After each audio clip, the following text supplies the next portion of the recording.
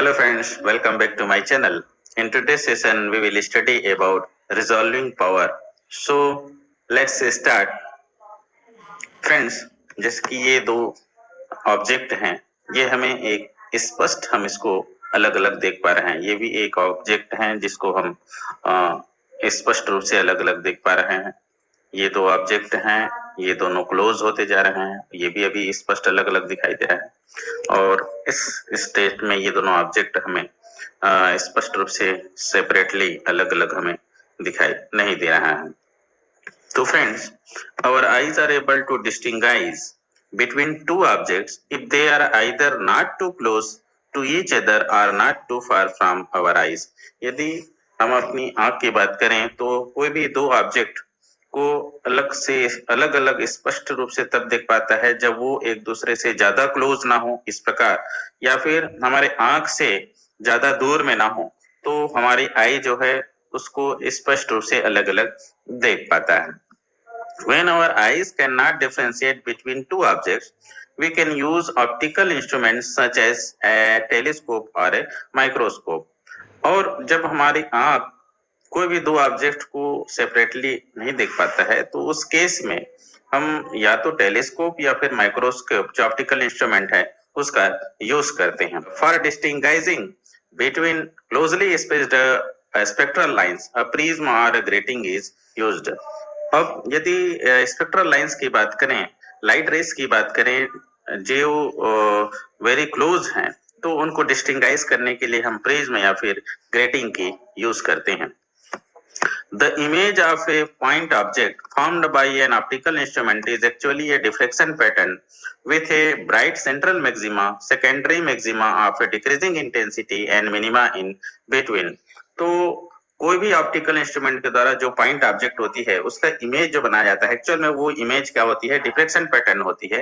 और उस diffraction pattern में एक ब्राइट सेंट्रल मैक्सिमा होती है, सेकेंडरी मैक्सिमा, और जिनकी इंटेंसिटी कंटिन्यूअसली डिक्रीज होती जाती है, और मिनिमा होती हैं। Like this is a two point objects जिनकी ये डिफ्रेक्शन पैटर्न है। ये एक ऑप्टिकल इंस्ट्रूमेंट के द्वारा इसका ये इमेज इस प्रकार बनाई जाती है, तो ये डिफ्रेक्शन पैटर्न है। यहाँ हम देख पा रहे हैं यही दोनों ऑब्जेक्ट का ये डिफ्रेक्शन पैटर्न एक दूसरे से दूर पे है, ये एंगल की वैल्यू ज्यादा है, तो ये डिफ्रेक्शन पैटर्न अलग से स्पष्ट दिखाई देता है। So any optical instrument is said to be able to resolve two point objects if the corresponding diffraction pattern can be distinguished from each other. यदि कोई भी ऑप्टिकल इंस्ट्रूमेंट्स की एबिलिटी देखें तो उनके द्वारा कोई दो पॉइंट ऑब्जेक्ट्स तब रिजॉल्व कहा जाता है यदि उनका डिफ्रेक्शन पैटर्न उनके उस ऑप्टिकल इंस्ट्रूमेंट के द्वारा उस पॉइंट ऑब्जेक्ट का, उन पर जो पॉइंट ऑब्जेक्ट्स हैं उनका डिफ्रेक्शन पैटर्न यदि अलग अलग बनता है, तो उस केस में उन दोनों पॉइंट ऑब्जेक्ट्स को उस ऑप्टिकल इंस्ट्रूमेंट्स के द्वारा रिजॉल्व कहा जाता है। इस प्रकार यदि हम देख पा रहे हैं कि ये दो पॉइंट ऑब्जेक्ट्स हैं, इस ऑप्टिकल इंस्ट्रूमेंट्स के द्वारा इसका ये डिफ्रेक्शन पैटर्न बन रहा है जो डिस्टिंग्विश नहीं है, अलग अलग नहीं है। ये जबकि इस केस में हम देख पा रहे हैं ये इनके दो डिफ्रेक्शन पैटर्न डिस्टिंग्विश्ड है, अलग अलग है। तो इस केस में हम इन दोनों पॉइंट ऑब्जेक्ट्स को इस ऑप्टिकल इंस्ट्रूमेंट के द्वारा रिजॉल्व करेंगे। तो आइए फ्रेंड्स, हमने अभी देखा उसके आधार पर डेफिनेशन देखें रिजॉल्विंग पावर का। तो the ability of an optical instrument to produce distinctly separate images of two objects located very close to each other is called its resolving power. तो किसी भी ऑप्टिकल इंस्ट्रूमेंट्स की जो रिजॉल्विंग पावर है वह दो क्लोज जो ऑब्जेक्ट है उनकी सेपरेट इमेज बनाने की एबिलिटी के आधार पर हम डिफाइन करते हैं, और उस एबिलिटी को ही उस ऑप्टिकल इंस्ट्रूमेंट का रिजॉल्विंग पावर कहते हैं। It is defined as the reciprocal of the smallest angle subtended at the objective by two point object which can just be distinguished as separate. तो और किसी भी ऑप्टिकल इंस्ट्रूमेंट की जो resolving power है वह उन दोनों ऑब्जेक्ट हैं उनके द्वारा जो ऑब्जेक्टिव जो ऑप्टिकल इंस्ट्रूमेंट के ऑब्जेक्टिव है उस पर जो एंगल स्मॉलेस्ट एंगल बनाया जाता है उस एंगल के रेसिप्रोकल के द्वारा उस ऑप्टिकल इंस्ट्रूमेंट के रिजॉल्विंग पावर को डिफाइन किया जाता है। तो फ्रेंड्स, हम देखते हैं कि यहाँ पर ये दो ऑब्जेक्ट्स हैं और ये दोनों एक दूसरे से बहुत क्लोज हैं और ये दो ऑब्जेक्ट है एक दूसरे से सेपरेट है। अब इनका ये डिफ्रेक्शन पैटर्न देखिए किसी ऑप्टिकल इंस्ट्रूमेंट के द्वारा, तो इसका डिफ्रेक्शन पैटर्न इस प्रकार बनेगा। यहाँ हम देख पा रहे हैं दोनों का जो ऑब्जेक्टिव के द्वारा, इन दोनों पॉइंट ऑब्जेक्ट का ऑब्जेक्टिव के द्वारा जो एंगल सबटेंड किया जाता है दैट इज थीटा, और ये थीटा की वैल्यू वेरी लेस है। दैट मीन्स इस केस में इन दोनों पॉइंट ऑब्जेक्ट्स की डिफ्रेक्शन पैटर्न वेरी क्लोज होती है और इस कारण से हमें एक रिजल्टेंट एक ही ब्राइट मैक्सिमा appear होती है in place of this two diffraction pattern। तो यहाँ हम देख पा रहे हैं angular separation of the point object is so small that the images are not seen resolved। यहाँ हम देख पा रहे हैं दोनों जो पॉइंट ऑब्जेक्ट्स हैं उनकी एंगुलर सेपरेशन इतनी कम होती है कि उनकी इमेजेस जो है रिजॉल्व नहीं होती है। जबकि दूसरे केस में हम यहाँ पर देख पा रहे हैं कि ये दोनों के बीच की जो एंगुलर सेपरेशन है वो बहुत अधिक है, जिसके कारण ये दोनों का डिफ्रेक्शन पैटर्न अलग अलग बना है। और इस केस में हम कह सकते हैं objects are further apart and the images are well resolve. यहाँ ऑब्जेक्ट जो है एक दूसरे से दूर है और इस केस में इस जो इमेजेस है वो इजिली या वेल रिजॉल्व्ड है। यहाँ ये भी हम देख पा रहे हैं ये पॉइंट ऑब्जेक्ट्स में जैसे हमने पहले इसको देखा, तो यहाँ पर इन दोनों का ये डिफ्रेक्शन पैटर्न है और इस केस में angular separation of the point object is so small that the images are not resolved. जबकि इस केस में हम देख रहे हैं कि दोनों का एंगुलर सेपरेशन ज्यादा है, तो इस कारण से हमारा ये दोनों ऑब्जेक्ट जो है वेल रिजॉल्व्ड होंगे।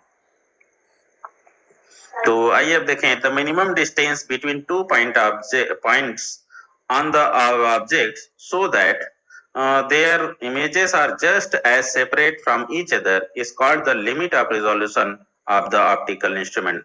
तो कोई भी दो पॉइंट ऑब्जेक्ट्स के बीच की वह मिनिमम डिस्टेंस जो ऑप्टिकल इंस्ट्रूमेंट्स के द्वारा रिजॉल्व किया जा सकता है, उस डिस्टेंस को द लिमिट ऑफ रिजोल्यूशन कहते हैं उस ऑप्टिकल इंस्ट्रूमेंट का। The reciprocal of the limit of resolution is called resolving power of the instrument, और उस limit of resolution है उसके रेसिप्रोकल को उस ऑप्टिकल इंस्ट्रूमेंट का रिजॉल्विंग पावर कहते हैं। तो आइए फ्रेंड्स इस रिजॉल्विंग पावर के लिए रेलेस ने एक क्राइटेरिया दिया, उस क्राइटेरिया के बारे में हम देखते हैं। तो let's see the Rayleigh's criteria of resolution. तो a criteria for resolution of two point sources by an optical instrument was first proposed by Rayleigh, and according to the Rayleigh's criteria, two point objects are just resolvable by an optical instrument if the central maxima of the diffraction pattern of one of them falls over the first minima of the diffraction pattern of the other।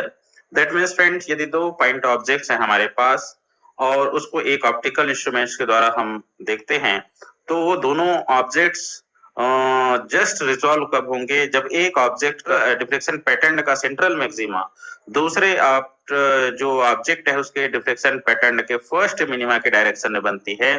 तो उस case में दोनों objects जो है उस optical instruments के द्वारा just resolve होगी, and this is the criteria of Rayleigh for resolution.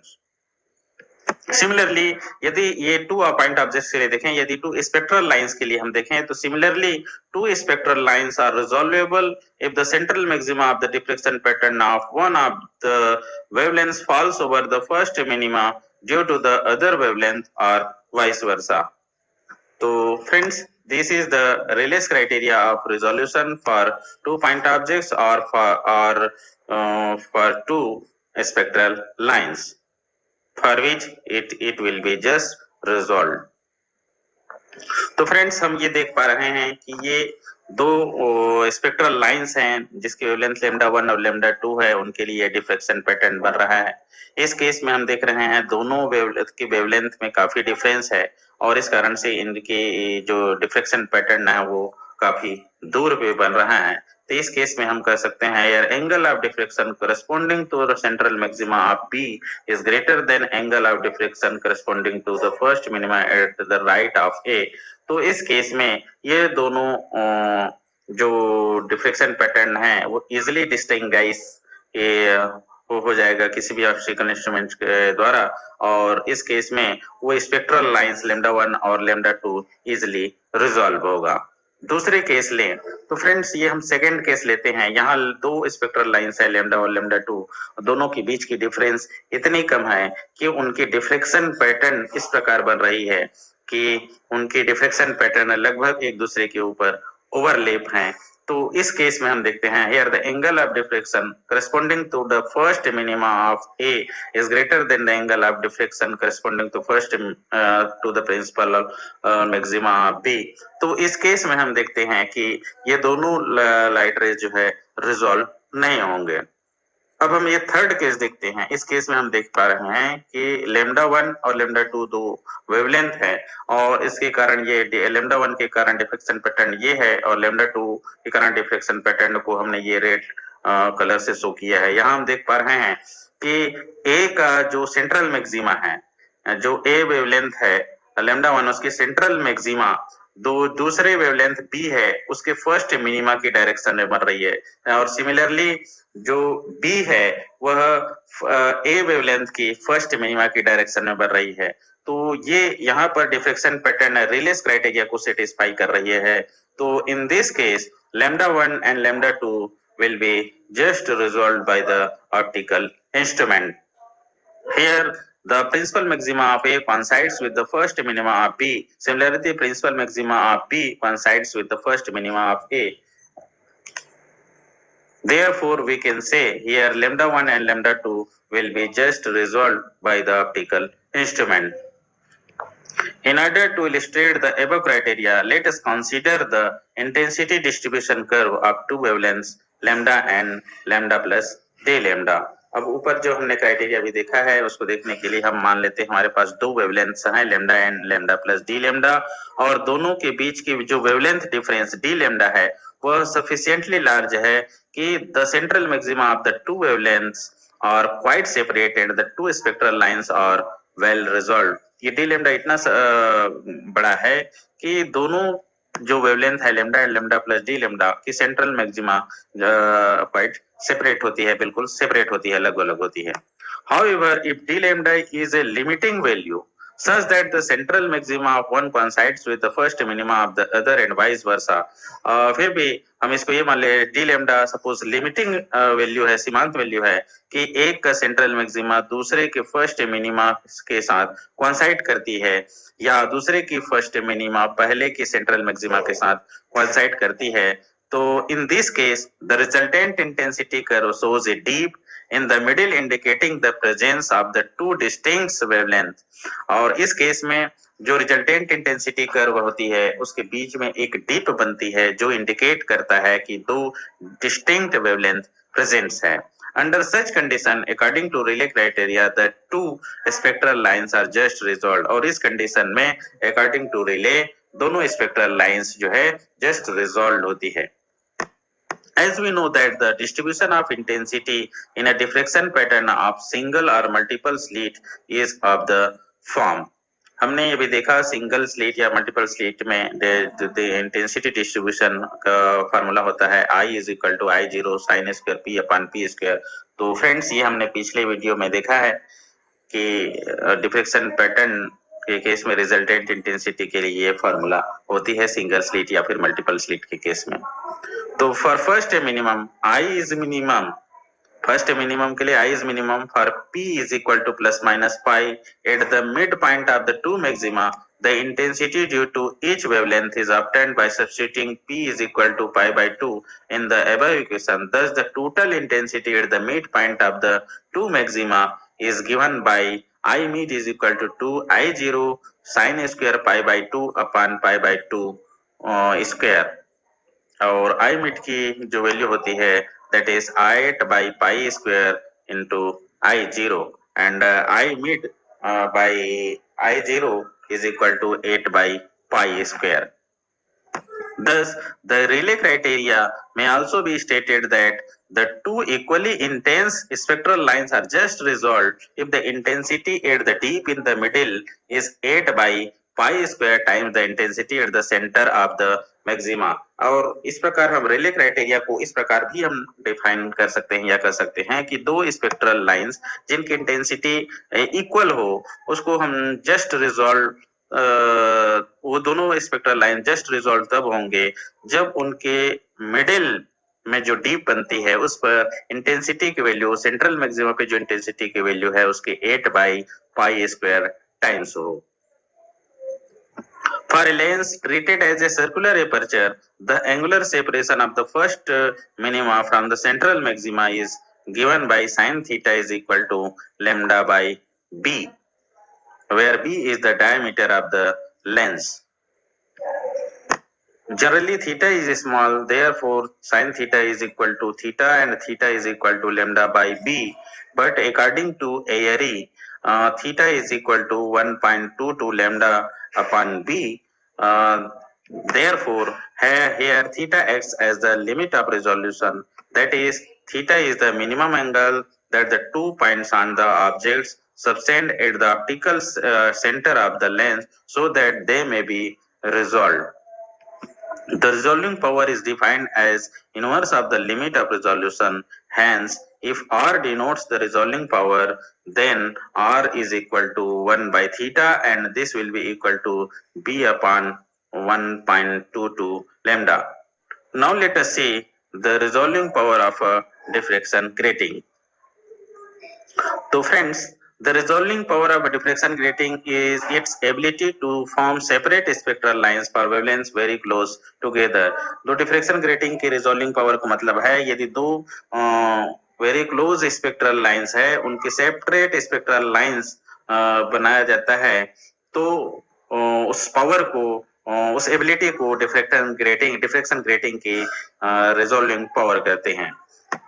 Suppose if lambda and lambda plus d lambda are the wavelengths of two spectral lines where d lambda is minimum wavelength difference which can be perfectly resolved by grating, then यहाँ हमने lambda and lambda plus 2 lambda दो spectral lines मान रहे हैं. यहाँ पर d lambda जो है दोनों के बीच की minimum wavelength difference है जिसे grating के द्वारा is perfectly resolved किया जाता है. Then resolving power of diffraction grating is given by lambda average upon day lambda. दोनों जो वेवलेंथ है उनकी एवरेज अपॉन दोनों वेवलेंथ की जो डिफरेंस के इक्वल होती है डिफ्रेक्शन ग्रेटिंग की रिजॉल्विंग पावर.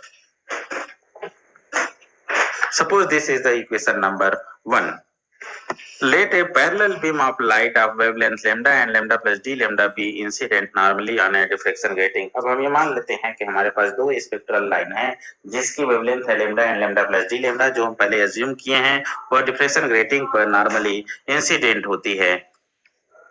अब हम ये मान लेते हैं कि lambda वेवलेंथ के लिए lambda वेवलेंथ के nth मैक्सिमा थीटा एंगल पर बनता है जो तब हम ग्रेटिंग इक्वेशन से ये लिख सकते हैं E sin theta n is equal to n lambda. Suppose this is equation number 2 और यहाँ पे E क्या है ग्रेटिंग एलिमेंट है. अब हम ये मान लेते हैं कि इसी जो वेवलेंथ है लैम्डा के लिए उसकी फर्स्ट मिनिमा जो nth मैक्सिमा के पास वाली में जो मिनिमा है वह theta n plus d theta n direction में बनती है. मान लेते हैं कि इसी लैम्डा वेवलेंथ की जो nth मैक्सिमा के एडजेसेंट फर्स्ट मिनिमा है वह suppose theta n plus d theta n direction में बनती है. तब मिनिमा की जो कंडीशन हमने पढ़ा उसके अनुसार हम लिख सकते हैं E sin theta n plus d theta n is equal to n lambda plus lambda by n. तो suppose this is the equation number 3. अब यहाँ m की वैल्यू nn plus 1 है and n is the total number of lines on grating है. तब हमारा ये equation जो मिनिमा की कंडीशन है उससे हम इतना लिख सकते हैं. अब but according to Rayleigh's criteria the wavelengths lambda and lambda plus d lambda are just resolved by grating when the nth maxima of the lambda and lambda plus d lambda is also obtained in the direction theta n plus d theta n direction. That means हम ये कह सकते हैं कि दोनों जो wavelength है lambda and lambda plus d lambda वह रिले क्राइटेरिया के अनुसार तब जस्ट रिजॉल्व होंगे जब lambda and lambda plus d lambda जो वेवलेंथ है उसके nth maxima theta n plus d theta n direction में बनती है. तब जो ग्रेटिंग इक्वेशन है उसके अनुसार हम lambda plus d lambda wavelength के लिए इस प्रकार ग्रेटिंग इक्वेशन के अनुसार हम लिख सकते हैं E sine theta n plus d theta n is equal to n lambda plus d lambda, और मान लेते हैं ये इक्वेशन नंबर 4 है। अब हम इक्वेशन 3 और 4 से हम देखते हैं कि हमारा इक्वेशन 3 एंड 4 का लेफ्ट हैंड साइड इक्वल है तो हमारा राइट साइड भी इक्वल होगा, तो हम राइट साइड को इक्वेट कर देते हैं तो हमें मिलेगा n lambda plus lambda by n is equal to n into lambda plus d lambda. अब इसको सॉल्व करेंगे तो फ्रेंड्स ये एन इंटू लैम्डा इधर मिलेगा और इधर मिलेगा, तो ये दोनों कैंसल आउट हो जाएगा और बचेगा क्या, lambda by n is equal to n into d lambda. अब यहां से हम देखते हैं कि लैम्डा बाई डी लैम्डा की वैल्यू किसके इक्वल है, एन एन के, और यही क्या चीज है, this is the resolving power of diffraction grating, और जो कि इक्वल होती है एन एन के, where a small n is the order of the fringes या order of the maxima and capital n is the number of slits in diffraction grating, and suppose this is the equation number 5, and hence the resolving power of the diffraction grating is equal lambda by d lambda is equal to nn. Thus the resolving power of diffraction grating is equal to the product of the total number of rolling lines on the grating and the order of the spectrum, अर्थात small n और capital N के product के equal होती है diffraction grating की resolving power. अब हम इसको रिजॉल्विंग पावर की हम और फार्मूला देखते हैं और क्या हो सकती है। तो since e sine theta n is equal to e lambda, this is from grating equation, और यहाँ से हम एन की वैल्यू क्या लिख सकते हैं, E sine theta n by lambda, और ये इक्वेशन नंबर 6, ये एन की वैल्यू हम रिजॉल्विंग पावर जो डिफ्रेक्शन ग्रेटिंग की रिजॉल्विंग पावर का फार्मूला है वहां पुट करेंगे, तो lambda by d lambda is equal to n e sine theta n by lambda. तो ये भी डिफ्रेक्शन ग्रेटिंग का रिजॉल्विंग पावर का एक फार्मूला है, और यहाँ एन ई क्या है, this is the equal to W, where W is equal to total width of diffraction grating. तो इस प्रकार फ्रेंड्स हम देखते हैं कि डिफ्रेक्शन ग्रेटिंग की रिजॉल्विंग पावर एक फार्मूला ये, दूसरे ये, और इससे पहले हमने देखा कि एन एन। आगे हम देखते हैं hence maximum resolving power of diffraction grating. हमारा जो पहला फार्मूला है इसमें रिजॉल्विंग पावर है, इसे मैक्सिमम जो रिजॉल्विंग पावर है वो थीटा एन पे डिपेंड करेगा, और ये साइन थीटा एन की वैल्यू जब मैक्सिमम होगी तो रिजॉल्विंग पावर मैक्सिमम होगी। तो उस केस में साइन थीटा की मैक्सिमम वैल्यू क्या होती है, 1। तो यहाँ पर डिफ्रेक्शन ग्रेटिंग की जो रिजॉल्विंग पावर वो मैक्सिमम कितनी होगी, डब्ल्यू बाई लैम्डा के इक्वल होगी, एंड डब्ल्यू की वैल्यू क्या है, एन ई है। तो डिफ्रेक्शन ग्रेटिंग की maximum resolving power will be equal to n e by lambda. And now we have already seen that the dispersive power of diffraction grating is given by d theta by d lambda is equal to n by e cos theta। अब यहाँ पर हम n की value n की value small n की value निकालेंगे तो क्या होगा, e cos theta d lambda. तो ये n की वैल्यू यहाँ पुट करेंगे तो डिफ्रेक्शन ग्रेटिंग की resolving power lambda by d lambda की इक्वल क्या होगा, n e cos theta by d lambda. और इस प्रकार हम लिख सकते हैं कि resolving power of diffraction grating is equal to total aperture, एनी क्या शो करता है, total any cos theta total aperture को शो करता है, and D theta D lambda is the dispersive power. Hence we can write resolving power of diffraction grating is equal to total aperture into dispersive power। तो okay friends, आज के इस session में इतना ही। If you have any doubt then please ask through comment box, and if you have not subscribed till now then please subscribe and press bell icon to get the notification of every new videos। तो okay friends, आइए आज के इस session को एक motivational quote के साथ हम फिनिश करते हैं। तो today's motivational quote is, education is the most powerful weapon which can use to change the world and it is called by Nelson Mandela. तो फ्रेंड्स, एजुकेशन एक ऐसा पावरफुल वेपन है जिसके द्वारा हम वर्ल्ड को चेंज कर सकते हैं, जिसके उपयोग से हम वर्ल्ड को चेंज कर सकते हैं। तो ओके फ्रेंड्स।